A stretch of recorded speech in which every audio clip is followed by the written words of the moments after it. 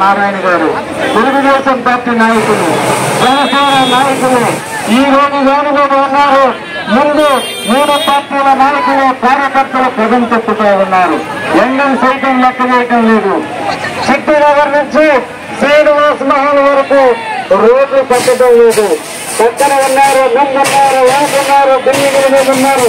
అమ్మా మీరందరూ పిల్లయ్య గారిని తెలుగుగా ఆశీర్వదించండి. వారి దండగా నిలబడండి.